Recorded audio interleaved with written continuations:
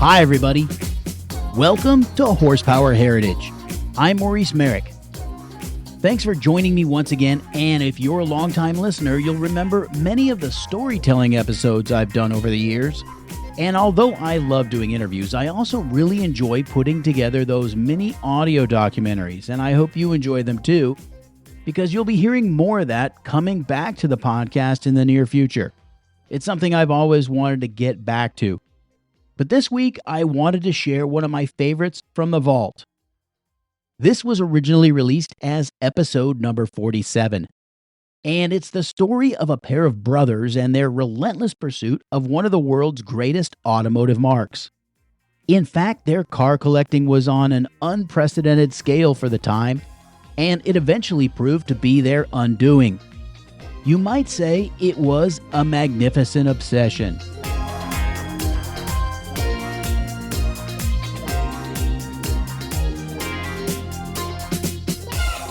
In the French province of Alsace, only a few kilometers from the German and Swiss borders, lies the city of Mulhouse, which unsurprisingly means mill house in German because there was once a flourishing textile industry there. Until the end of World War I, Alsace was part of the German Empire, so it's got an interesting blend of French and German culture, language, and tradition. After World War II, one of the mills in the nearby village of Malmersbach contained more than mechanical looms and massive rolls of fabric. It was home to a growing collection of remarkable old rolling stock dating back to the dawn of the automobile. The mill was owned by a pair of brothers, Hans and Fritz Schlumpf. Hans was born in 1904 and Fritz followed in 1906. Their father was in the textile business in Italy and Switzerland, but he died prematurely. After his demise, they moved with their mother to Mulhouse, which was her hometown. Eventually, they would fill an entire wing of their Malmersbach mill with horseless carriages like an 1893 Benz Victoria, a 1902 Peugeot, pre-World War I cars like a 1912 Lancia Torpedo touring car, and the most exclusive of sports and racing machines like a 1932 Alfa Romeo 6C Zagato, 4 Mercedes-Benz SSK Roadsters out of a total of 40 ever built, several Mercedes-Benz 540Ks, a 1934 Hispano-Suiza 9.4-liter V12 sedan, and the list goes on. That inventory would put the Schlumpfs in the top 1% of car collectors even today, but their unrelenting focus was on one marque in particular: Bugatti. Ettore Bugatti was born into a Milanese family whose entire life was dedicated to the pursuit of art in one form or another, whether it was furniture design, jewelry, architecture, or sculpture. At the age of 17, Ettore built a tricycle powered by 2 single-cylinder engines, and by 1909 he'd founded his company in Molsheim, just an hour from Mulhouse. Through the 1920s and 30s, Bugatti's cars gained worldwide fame for their performance, beauty, and artful construction. So Hans and Fritz Schlumpf undoubtedly felt a certain Alsatian pride in these machines. By their early 30s, the Schlumpf brothers had made wise investments in the milling industry, and they controlled a substantial portion of production in the region. Fritz bought a Type 35 Bugatti and raced it for a time, but it wasn't until after World War II that they began to amass their collection, just as Bugatti itself entered a sharp decline. Ettore Bugatti had suffered a series of personal and professional tragedies over the years, and he died in 1947. His son Roland tried to keep the company afloat, and he even built a new Grand Prix racer, the Type 251, in 1955. It was a rear-engine car with a twin-plug 2.5-liter straight 8 transversely mounted behind the driver, which is pretty odd for a straight 8, and not a very attractive car actually for the time, and not very effective because the Type 251 was entered in the French Grand Prix that year, driven by Maurice Merrick, but he retired with mechanical problems after just 18 laps. In the mid-1950s, Bugattis reached their low point in value, just about the time Hans and Fritz decided to buy as many as they could. The goal was to have one example of every type, and for a while they were paying over market price for what most people saw simply as used cars. And they were mysterious about the whole thing. No one was allowed inside the mill except for their own employees, who were, of course, sworn to secrecy. Their collection grew by 5s and 10s at a time. Meanwhile, Roland Bugatti made one last effort to save his family's legacy with the 4-cylinder Type 252 Spider prototype. But the money was gone, and what remained of the company was acquired by Hispano Suiza in 1963.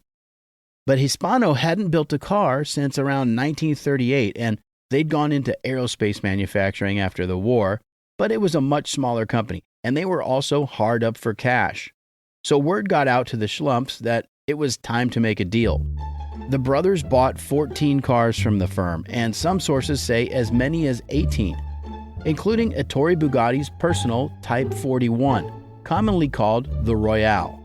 Now this model deserves a little explanation, because it was the crown jewel. With a wheelbase of 15 feet 4 inches, an overall length of 21 feet, and weighing over 7,000 imperial pounds, the Royale was truly fit for a king. And that was the whole idea, to build the automobile of monarchs, heads of state, and tycoons. Its 12.8-liter overhead cam straight 8 cranked out 580 pound-feet of torque at only 1,800 RPM and could propel the Royale to 125 miles per hour. The engine block and head were cast in a single piece, which was mounted in the chassis by means of 3 bronze bearing tubes that passed through the engine block, making the entire chassis and engine assembly extremely rigid. And this also imparted remarkably smooth running characteristics. The clutch and the gearbox were divorced from the engine, with the clutch mechanism mounted under the front seats and the gearbox in the rear, ostensibly for better weight balance and quieter operation. 3 speeds was all that the Royale needed, and second gear was direct, with top gear being overdrive. Although it's practically inconceivable today, the Royale had mechanical brakes operated through a matrix of rods, with each pivot point riding on a roller bearing. Even so, it required a heavy foot and a lot of room to stop this flagship. As was the custom with luxury automobiles of the 20s, a client would buy the running chassis, which by the way cost 10 times more than any lesser Bugatti, and the coachwork would be commissioned to the customer's builder of choice. No passenger car built before or since has the presence of a Royale. It's better compared to a locomotive than to other automobiles. There was just one problem: the Great Depression. The price of a Royale was $30,000, the equivalent of $476,000 today. As a result, only 7 were built, including the prototype, which was wrecked by Ettore himself in 1931 when he fell asleep at the wheel. And the nose of the car is so long that the damage never really got to the passenger compartment. Much of the design work on the Royale was done by Ettore's eldest son, Jean, who was later killed in a road accident in 1939. Jean was a brilliant designer, and arguably his death marked the beginning of the end for the company. So when the Schlumps moved in to buy the last cars in the company stable, Roland Bugatti strenuously objected, but he was helpless to prevent the sale. And along with the cars came a treasure trove of spare parts, patterns, blueprints, and other artifacts. It was a major coup for Hans and Fritz, but in Bugatti owners' circles worldwide, there was angry chatter that these two interlopers, who had no desire to share their cars or their plans, and whose overall motives were unclear, were trying to swallow up everything, literally everything that ever wore a Bugatti badge. And years later, Hans would actually joke that he was trying to corner the market. Any backlash the brothers may have felt was inconsequential, and they pushed on in their quest. And the greatest single deal they ever made was just around the corner. The brothers were about to hit the jackpot. It was a cache of 30 Bugattis located in a very unlikely place, over 4,000 miles away in the tiny farm town of Hoffman, Illinois, about 40 miles worth of cornfield east of St. Louis, Missouri. The collection was the property of 59-year-old John W. Shakespeare, one of the heirs to an unlikely fortune.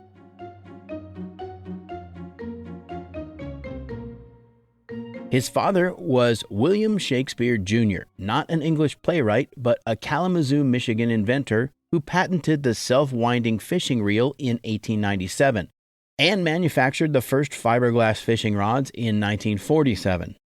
Throughout the 20th century, Shakespeare fishing tackle was a household name in America.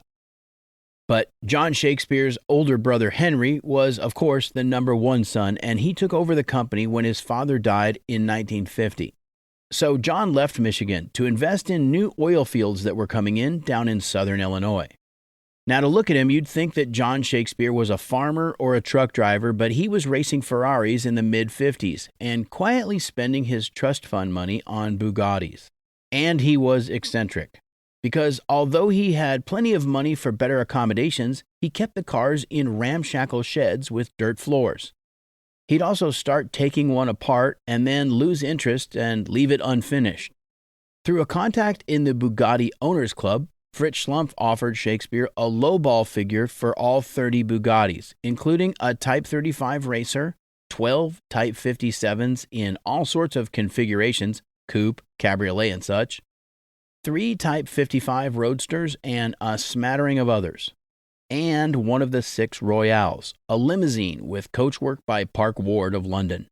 To the best of anyone's knowledge, it was the largest private collection of Bugattis in the world at that time, and remember, the Schlumpfs were keeping theirs a secret. There was a heated negotiation, and reportedly even threats were hurled in either direction.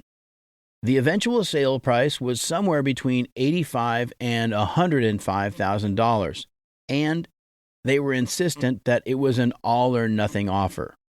Adjusted for inflation, that's a little over $900,000, which won't buy you a single Bugatti now, let alone 30.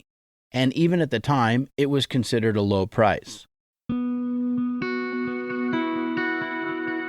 In any event, on March 30th, 1964, the cars were hauled out of their shed, towed down a muddy track by a Willys Jeep, and then delicately loaded onto rail cars bound for New Orleans, where they were transferred to a Dutch freighter bound for France.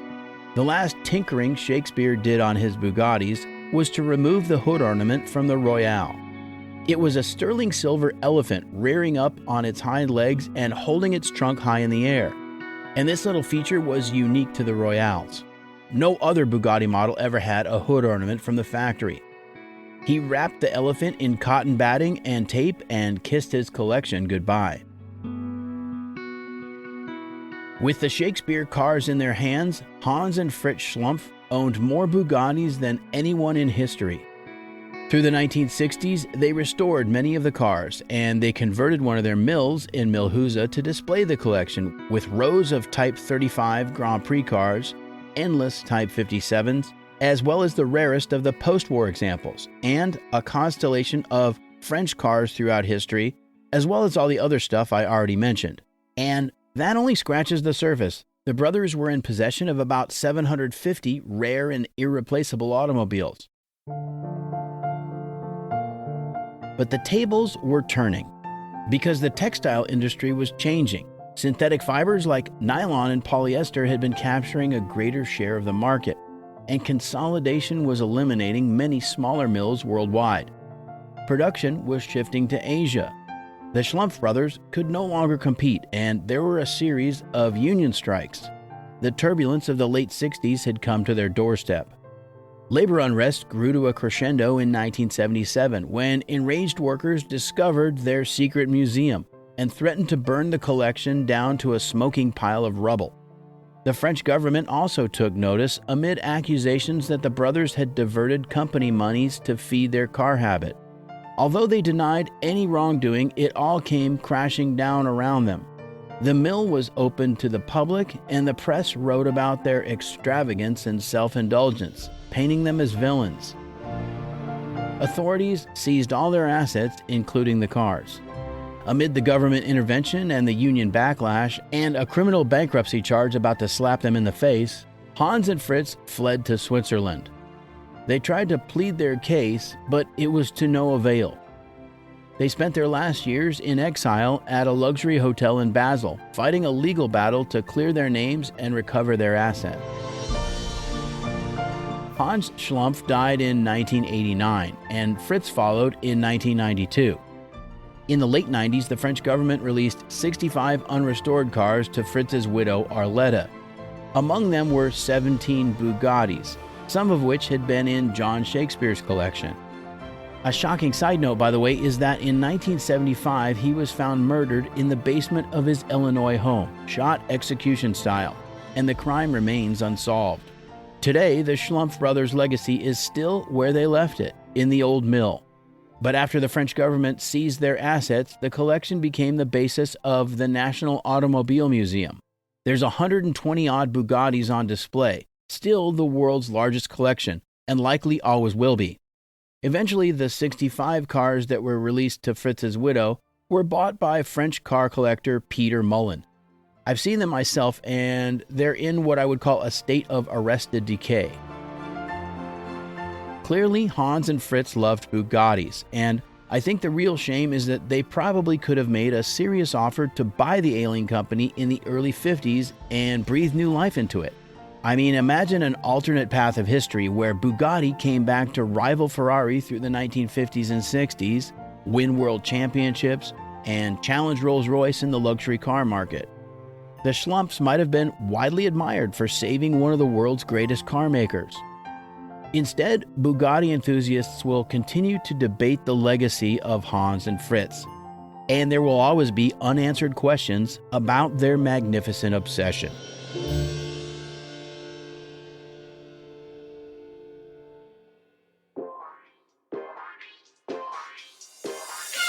That's all for this episode of Horsepower Heritage. Go to buymeacoffee.com/HP Heritage and support the show with a donation. You'll find a link in the show notes. And you can also find more good stuff on Instagram and YouTube. Just search for Horsepower Heritage. Join me on Wednesday, March 19th for more of the people and stories behind the machines. So until then, I'm Maurice Merrick. Thanks for listening.